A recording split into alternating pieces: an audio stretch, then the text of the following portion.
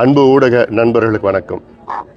தமிழ்நாட்டில் மிக மிக பின்தங்கிய மாவட்டம் தருமபுரி மாவட்டம். இந்த மாவட்டத்தில் உள்ள மிகப்பெரிய பிரச்சனை நீர் பிரச்சனை. மாவட்டத்தில் உள்ள அனைத்து மக்களுடைய கோரிக்கை, நீண்டகால கோரிக்கை, காவிரியில் ஆண்டுதோறும் உபரி நீர் கடலில் கலக்கிறது. அதில் 2 TMC நீரை நீரேற்று மூலமாக கொண்டு வந்து தருமபுரி மாவட்டத்தில் உள்ள ஏரி குளங்களில் சேர்க்க வேண்டும். அப்படி சேர்த்தால் நீர்நிலை உயரும், நிலத்தடி நீர்நிலை உயரும், வேலைகள் உருவாகும், விவசாயம் செழிக்கும்.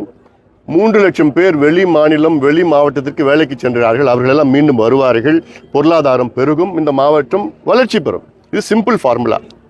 இதற்கு எத்தனையோ போராட்டங்கள் செய்து, ஆர்ப்பாட்டங்கள் செய்து, எத்தனையோ கோரிக்கைகள் வைத்து கடந்த ஆட்சியாளரிடம் பலமுறை சொல்லி வலியுறுத்தி அறிவிப்புகள் தான் வந்தது.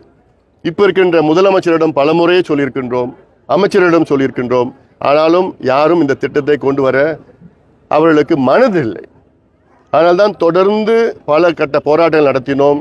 இப்பொழுது அடுத்த கட்டத்திற்கு நாங்கள் செல்ல இருக்கின்றோம். இவ்வளவு காலமாக நாங்கள் கோரிக்கை வைத்தோம், ஆர்ப்பாட்டம் நடத்தினோம். இப்போ என்னன்னா, வருகின்ற அக்டோபர் 4ஆம் தேதி வெள்ளிக்கிழமை தருமபுரி மாவட்டத்தில் முழுமையாக ஒரு அரை நாள் அடையாள கடையடைப்பு ஆர்ப்பாட்டம் நடைபெறும். இதற்கு அனைத்து வணிகர்கள், வியாபாரிகள், வணிகர் சங்கம், வியாபார சங்கம், பொதுமக்கள் அனைவரும் இதற்கு ஒத்துழைப்பு தர வேண்டும்.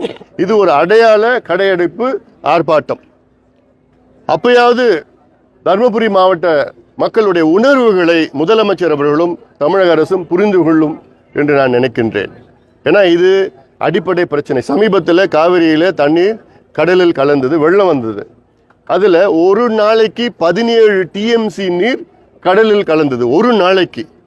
அதில் நாங்கள் கேட்கறது என்னன்னா, ஒரு வருஷத்துக்கு 2 TMC நீர் தருமபுரி மாவட்டத்துக்கு வந்ததுன்னா இந்த ஃப்ளோரோசிஸ் பிரச்சனை, நீரிலே நச்சுத்தன்மை இருக்கிறது, ஃப்ளோரோசிஸ் என்ற நச்சுத்தன்மை இருக்கிறது, இதெல்லாம் கலைந்து விடும்.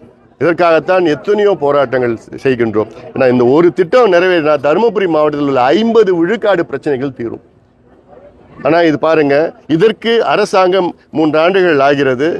திமுக ஆட்சிக்கு வந்து 3 ஆண்டுகளில் எந்த நடவடிக்கையும் கிடையாது.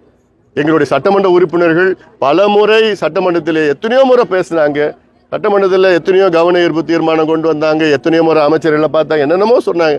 ஆனால் பார்க்கலாம் ஆய்வில் இருக்குன்னா எவ்வளோ காலமாக இது நடக்கும்? அது அதனால் இது அவசியமானது, மிக முக்கியமான ஒரு திட்டமாக இதை மக்கள் பார்க்கின்றார்கள். இது முதலமைச்சர் சிறப்பு கவனம் எடுத்து இதை நடைமுறைப்படுத்தணும். இது நாங்கள் சொல்லுறது முதல் கட்டம், அடையாளமாக நாங்கள் செய்கிறோம், அமைதியான முறையில் இருக்கோம்.